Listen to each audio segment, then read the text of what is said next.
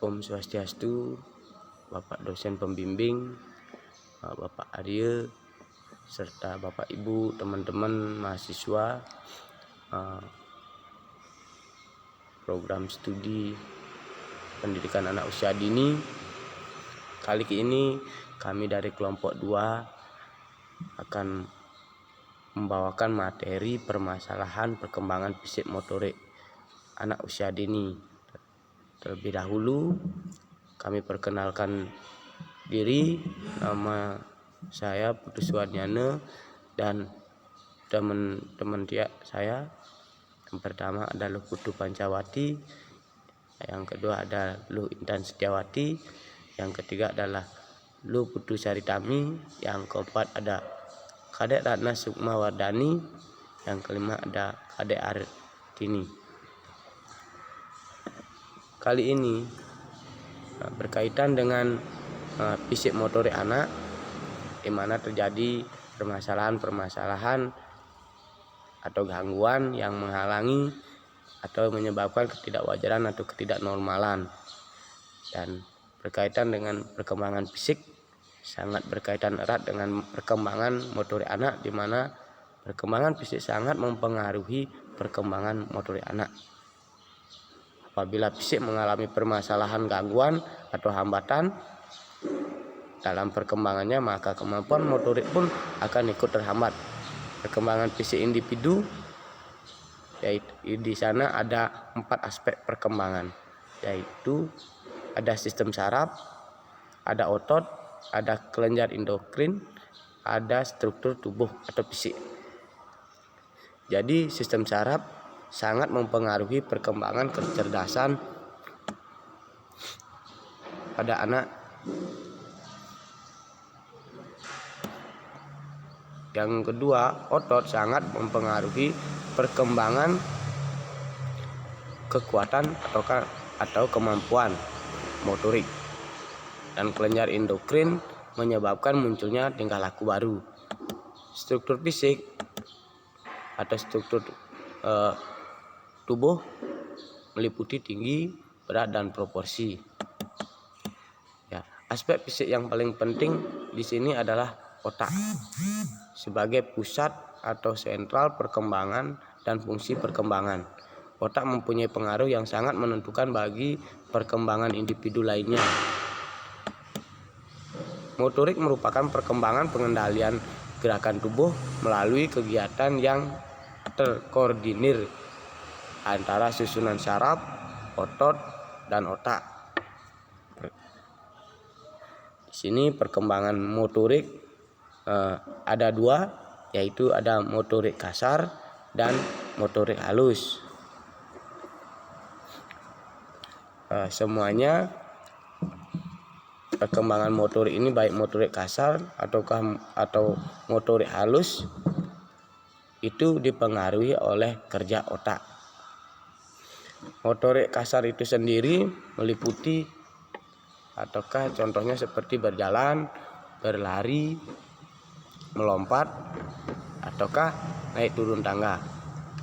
Motorik halus bisa dicontohkan dengan menulis, menggambar, memotong, melempar, menangkap bola, dan memainkan benda-benda atau alat mainan. Atau kalau bisa dibilang, kalau motorik kasar adalah gerakan tubuh yang menggunakan otot-otot besar, sedangkan motorik halus adalah gerakan yang menggunakan otot-otot halus sebagai anggota tubuh tertentu yang dipengaruhi oleh kesempatan belajar dan berlatih.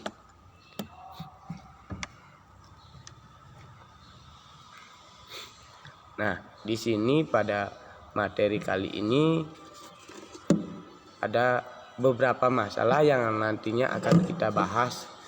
Yang pertama, bagaimana gangguan permasalahan perkembangan fisik motorik yang sering dialami oleh anak. Yang kedua, ada faktor-faktor apa yang mempengaruhi perkembangan fisik motorik. Yang ketiga, bagaimana pengaruh perkembangan fisik motorik anak terhadap perkembangan anak.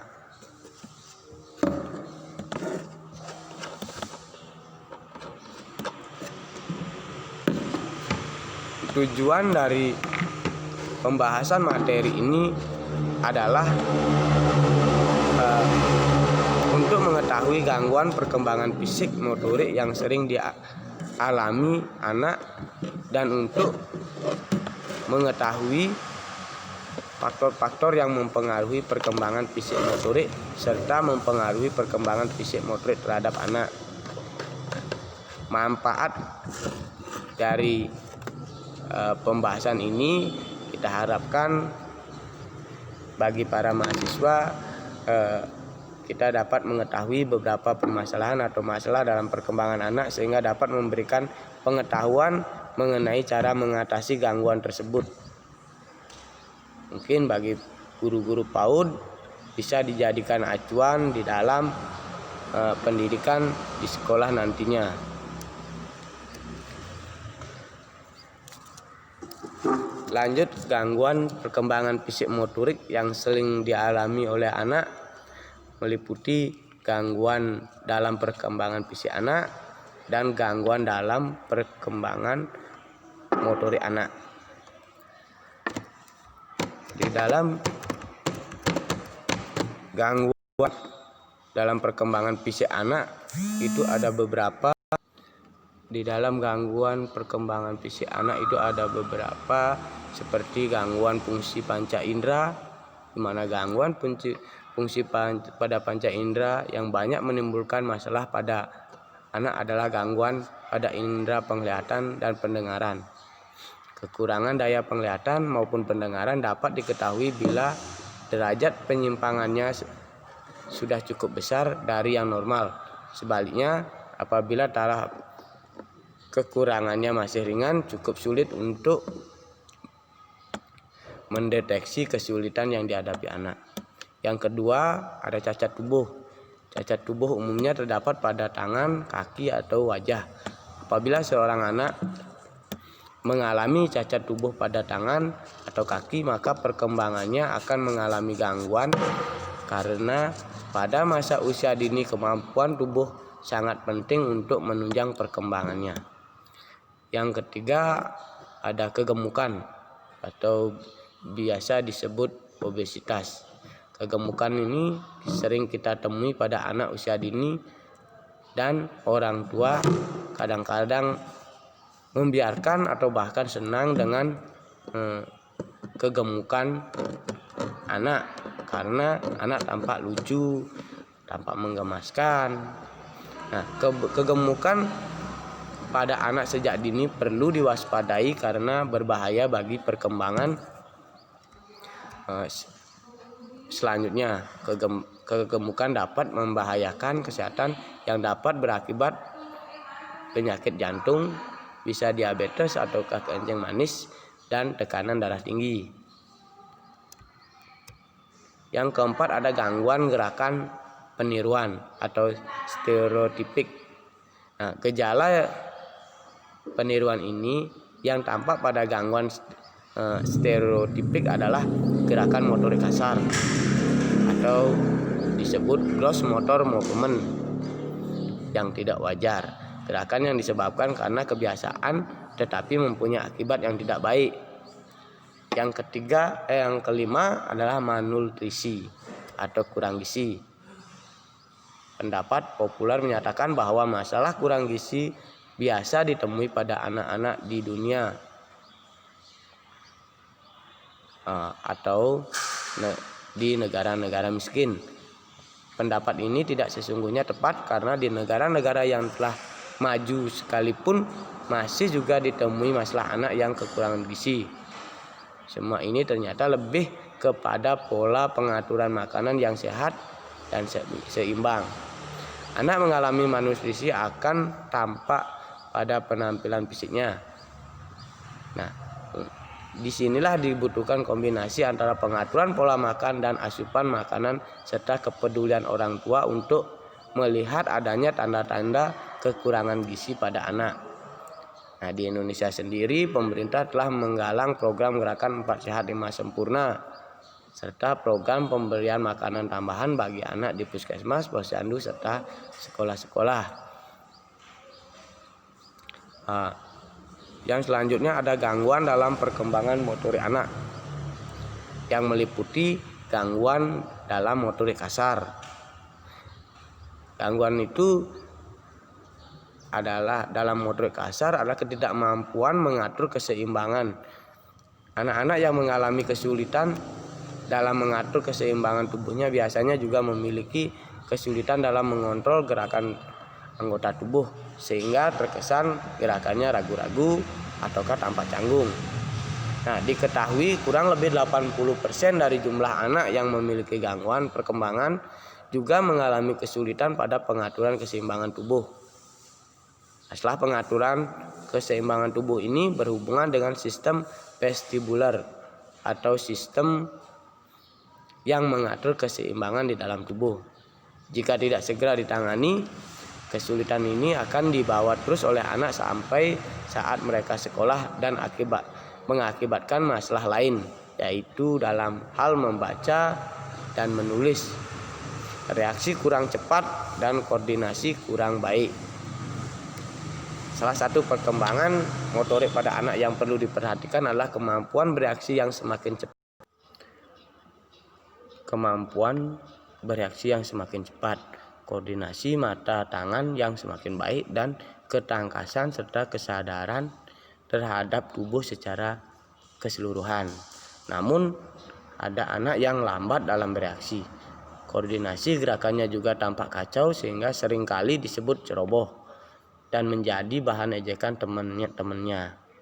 Hal yang menyebabkan masalah tersebut ada dua, yaitu karena anak kurang diberi kesempatan untuk berlatih dan ada kemungkinan anak mempunyai masalah dalam syaraf motoriknya. Yang kedua, ada gangguan dalam motorik halus. Di sini dapat kita contohkan kalau dalam gangguan motorik halus itu biasanya anak-anak belum bisa menggambar bentuk bermakna. Kegiatan menggambar merupakan hal yang menyenangkan bagi sebagian besar anak.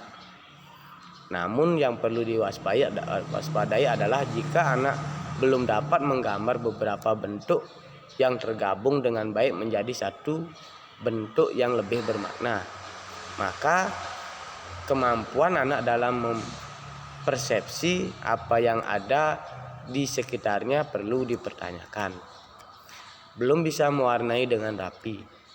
Salah satu cara untuk melatih motorik halus anak ialah dengan memberi gambar menarik untuk diwarnai. Biasanya anak akan menyukai kegiatan ini dan bereksperimen dengan menggunakan berbagai macam warna yang disediakan bagi beberapa anak. Pekerjaan mewarnai memang bukan pekerjaan yang menyenangkan, apalagi jika hasilnya dibandingkan dengan temannya yang lebih bagus.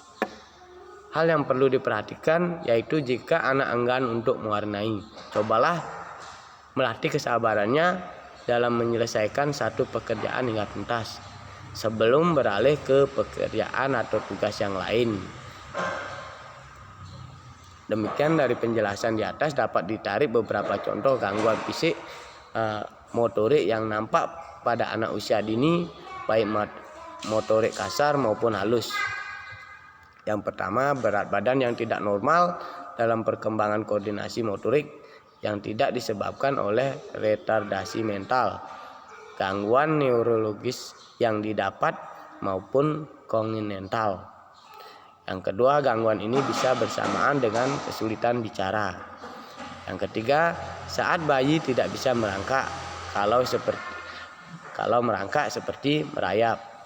Nah, bila duduk, posisi kaki seperti huruf W.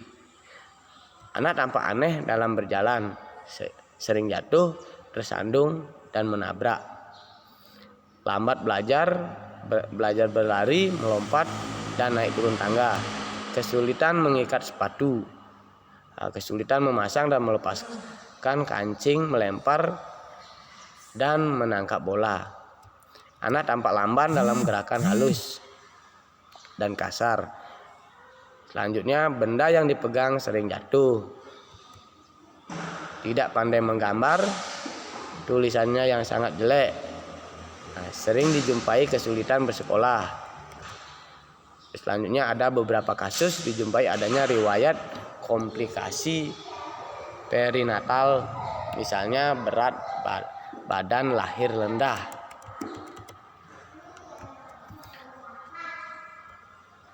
Next. Nah, selanjutnya faktor-faktor yang mempengaruhi gangguan perkembangan fisik motorik.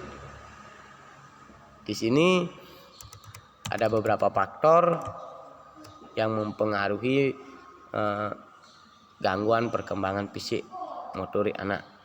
Ada yang namanya kelainan tonus otot atau penyakit neuromuskular. Selanjutnya ada faktor lingkungan serta kepribadian. Lanjut ada faktor kelainan bawaan. Ada bayi berat badan rendah serta prematur.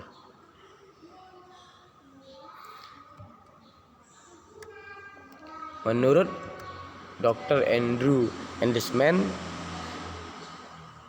beliau seorang kepala bagian perkembangan dan perilaku anak pada Schneider Children's Hospital di New York, Amerika Serikat, bahwa penyebab yang dapat menjadi pemicu dalam proses perkembangan motorik anak menjadi terganggu dapat dikelompokkan yaitu menjadi dua, yakni gangguan kualitas dan gangguan kuantitas.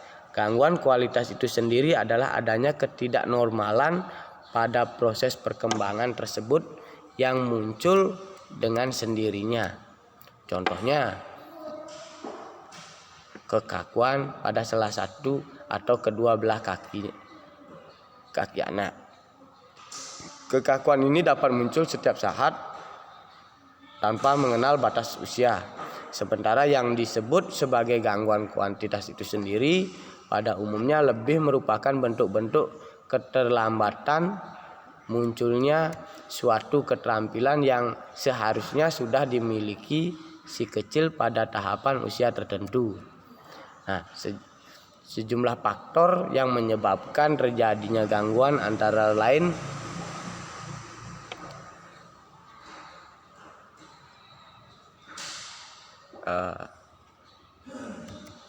adanya kelainan yang terjadi selama si kecil masih berada di dalam kandungan yang dapat menyebabkan gangguan pada proses tumbuh kembang fisik motoriknya, misalnya karena infeksi toks, serta gangguan plasenta yang mengakibatkan janin tidak dapat berkembang secara optimal.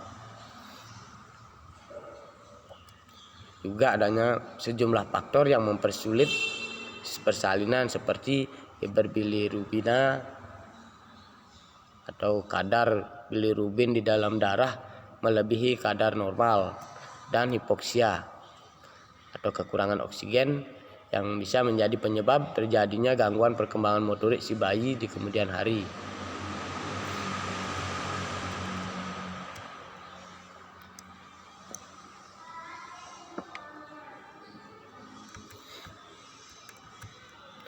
Nah, selanjutnya ada pengaruh gangguan perkembangan fisik motorik terhadap perkembangan anak. Menurut Hulok yang memaparkan pengaruh gangguan perkembangan motorik terhadap perkembangan individu anak, ada beberapa, yaitu dengan adanya gangguan pada keterampilan motorik, anak tidak dapat menghibur dirinya dan tidak dapat memperoleh perasaan senang. Ada keterampilan motorik tanpa keterampilan motorik, anak tidak dapat beranjak dari kondisi tidak berdaya pada bulan-bulan pertama dalam kehidupannya ke kondisi yang independen. Selanjutnya, perkembangan motorik yang tidak normal memungkinkan anak tidak dapat bermain atau bergaul dengan teman sebayanya, bahkan dia akan terkucilkan atau menjadi anak yang fringer atau terpinggirkan. Nah, dengan adanya gangguan motorik, anak tidak dapat menyesuaikan diri dengan lingkungan sekolahnya. Nah, pada usia prasekolah atau usia kelas awal-awal sekolah dasar, anak tidak dapat bisa menulis, tidak bisa menggambar, melukis, dan baris berbaris seperti kebanyakan anak normal lainnya.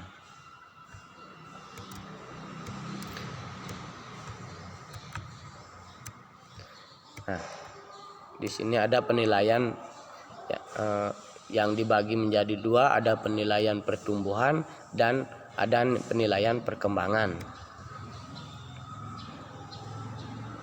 Kalau di dalam penilaian pertumbuhan, di sana ada pengukuran berat badan. Kalau di penilaian perkembangan, di sana ada pemberian stimulus melalui permainan. Nah, berat badan merupakan salah satu parameter untuk mengukur kemajuan pertumbuhan dari seorang anak. Secara umum terdapat dua faktor yang mempengaruhi, yaitu faktor genetik dan lingkungan. Pengukuran ini dilakukan secara teratur untuk memantau pertumbuhan dan keadaan gizi dari anak itu sendiri.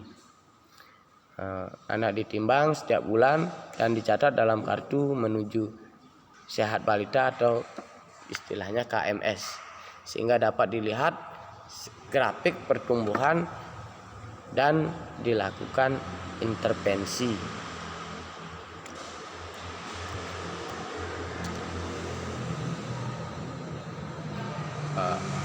Selanjutnya ada PLKA atau cara yang biasa dipakai untuk mengetahui pertumbuhan dan perkembangan otak anak. Biasanya ukuran pertumbuhan tengkorak mengikuti perkembangan otak, sehingga bila ada hambatan pada pertumbuhan tengkorak, maka perkembangan otak anak juga terhambat. Pengukuran biasanya dilakukan pada diameter occipital frontal dengan mengambil rata-rata 3 kali pengukuran sebagai standar. Nah, pemberian stimulus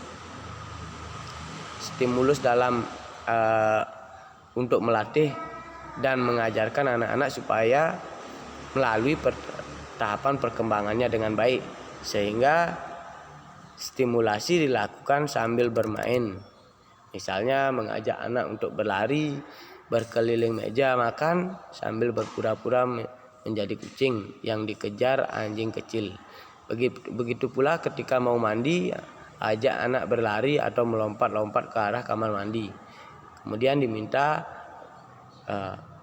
si anak untuk membuka kancing bajunya dan menaruh baju kotornya dengan melemparnya ke arah keranjang cucian. Kegiatan-kegiatan seperti itu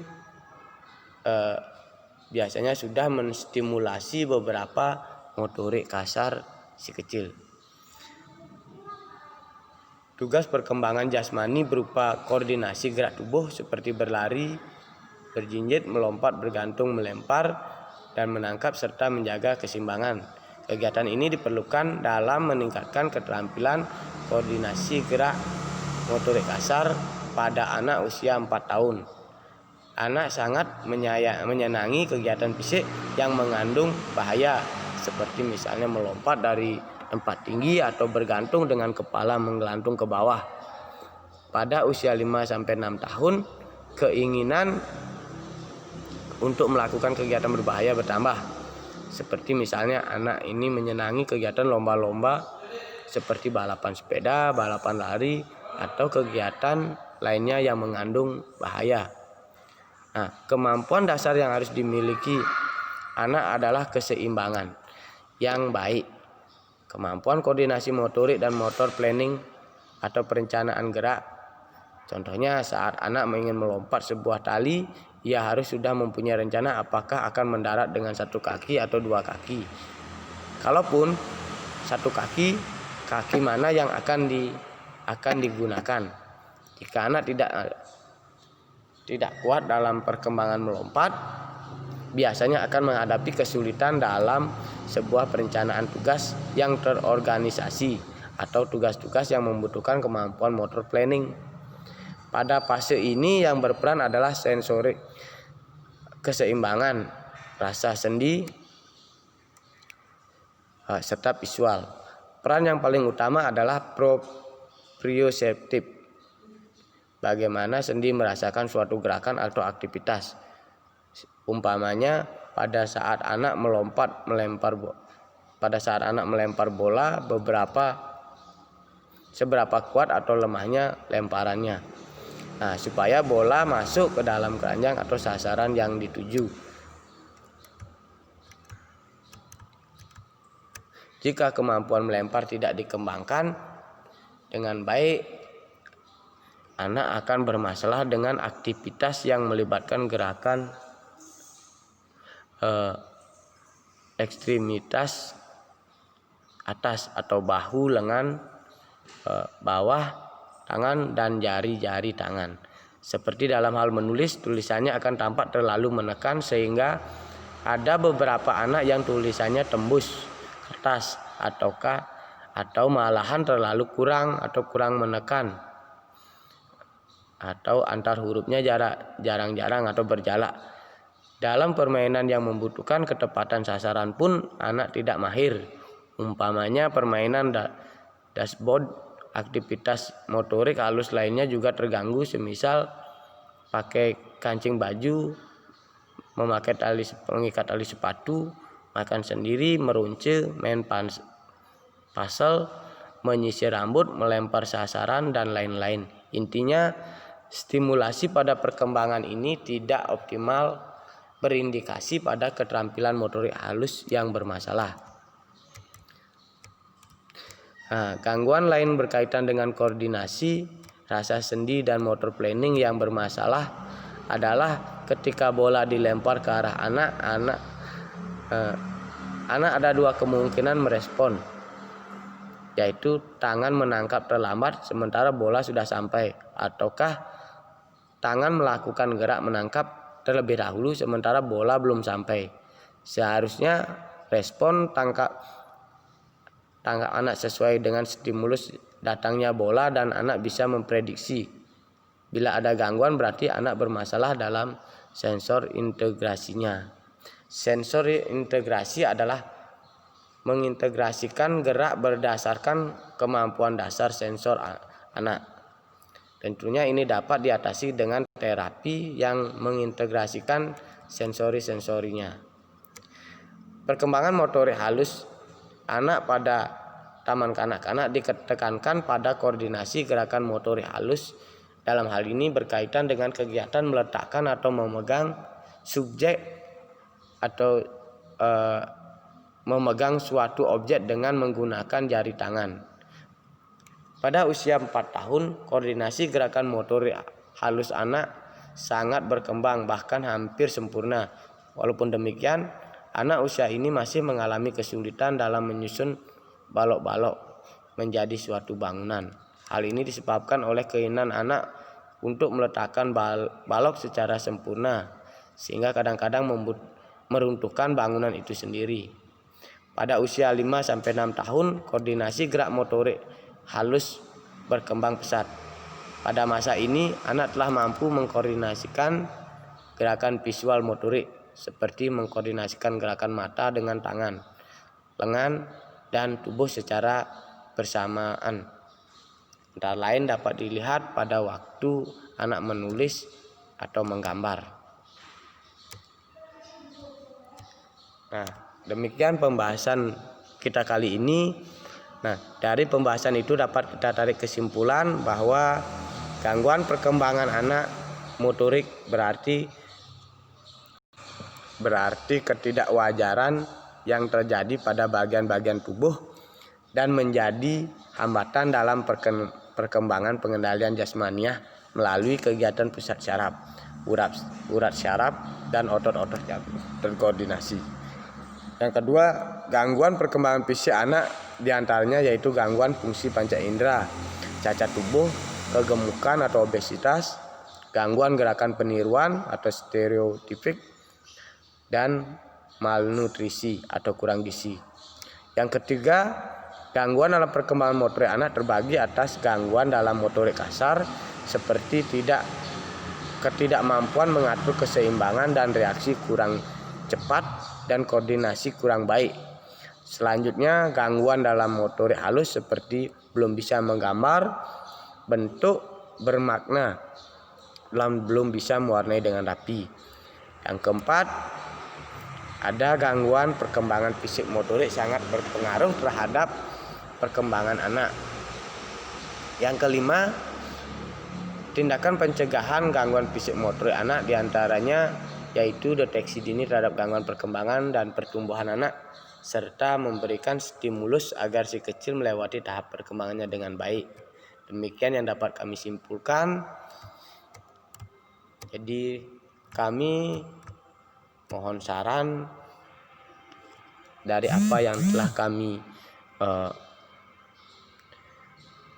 sampaikan, semoga bisa menambah pengalaman dari teman-teman, menambah wawasan, dan juga untuk guru-guru PAUD bisa dijadikan acuan untuk mengajar atau mengasuh anak-anaknya di sekolah. Demikian dari kelompok kami yang ucapkan terima kasih yang sebesar-besarnya. Om Santi Santi Santi Om.